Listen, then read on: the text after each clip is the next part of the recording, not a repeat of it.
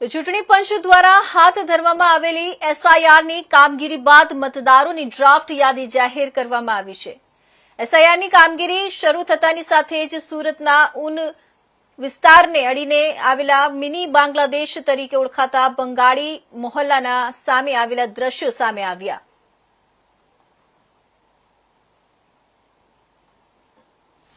राष्ट्रीय आदिवासी उद्योग मेळो समस्त आदिवासी समाज गुजरात राज्य ना माध्यम थी हूँ नसीबदार छूँ कि मारा मत विस्तारनी अंदर अंबिका तालुकाना वसराई गामे थई रह्यो छे।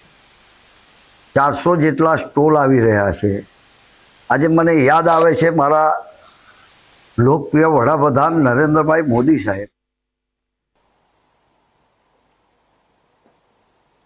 तो बात करिए આપણે સુરતની તો ચૂંટણી પંચ દ્વારા હાથ ધરવામાં આવેલી એસઆઈઆરની કામગીરી બાદ મતદારોની ડ્રાફ્ટ યાદી જાહેર કરવામાં આવી છે। એસઆઈઆરની કામગીરી શરૂ થતાની સાથે જ સુરતના ઉન વિસ્તારને અડીને આવેલા મિની બાંગ્લાદેશ તરીકે ઓળખાતા બંગાળી મોહલ્લાના સામે આવેલા દ્રશ્યો સામે આવ્યા છે। સુરક્ષા એજન્સીઓ અને સ્થાનિક વહીવટી તંત્રની ઊંઘ ઉડાવી દીધી છે।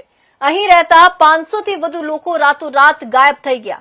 ચૂંટણી પંચના આંકડા મુજબ બૂથ નંબર 517 હેઠળ આવતા આ વિસ્તારમાં અગાઉ 950 જેટલા મતદારો નોંધાયેલા હતા। જોકે જ્યારે બીએલઓ દ્વારા ગ્રાઉન્ડ લેવલ પર એસઆઈઆરની કામગીરી હાથ ધરવામાં આવી તેમાંથી માત્ર 400 મતદારોનું જ મેપિંગ થઈ શક્યું। બાકીના 550 મતદારો ક્યાં છે? શું તેઓ રાતોરાત અદૃશ્ય થયા કે પછી કોઈ મોટા ડરને કારણે ભાગી છૂટ્યા? ત્યાંના મકાનમાંથી 50 જેટલા મકાનોમાં મસમોટા તાળા લટકી રહ્યા હતા। આ મામલે જ્યારે અમે સ્થાનિકો સાથે વાત કરી તો જાણવા મળ્યું કે તેઓ બાંગ્લાદેશના રહેવાસી હતા અને અહીં ભાડેથી રહેતા હતા। એસઆઈઆરની કામગીરી શરૂ થતાં જ આ મકાનોમાં રહેતા લોકો પોતાનો સામાન સંકેલીને ગાયબ થયા।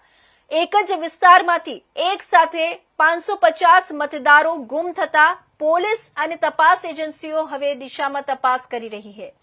ભારતીય નાગરિકતાના અન્ય પુરાવા આધાર કાર્ડ પાન કાર્ડ પણ હતા। વિદેશી ઘૂસણખોરો હતા કે નહીં તે સવાલો પણ ઉભા થયા છે। સુરતનો આ કિસ્સો લાલબત્તી સમાન છે।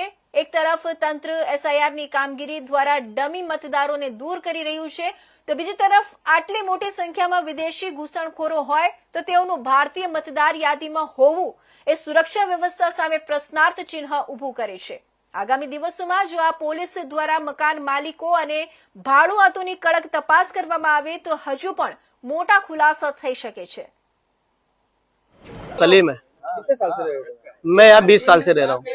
अभी ऐसा कामगिरी चल रही है और बांग्लादेश को भगाया क्या है? बांग्लादेशी जो थे इससे पहले तो सारे नहीं थे इस मोहल्ले में, जैसे पूरा मोहल्ला सही था लेकिन कुछ बांग्लादेशी थे तो पुलिस वाले को पता चला है तो उनने कार्रवाई करके उनको पकड़ा है बीच में एसआर के काम में, तो उनको छोड़ा है। उसके बाद से यहाँ पे कोई बांग्लादेशी नहीं है, जितने भी है सब लोकल है। कितने साल से ये लोग आए थे? यहाँ तो मैं 20 साल से रह रहा हूँ तो मेरे नजर में 20 साल से ही है यहाँ पर ये लोग। कैसा लग रहा है अभी वो लोग भगा? वो लोग को भगा के सही है और क्या, बाहर देश के लोग हैं, यहाँ नहीं रहना चाहिए।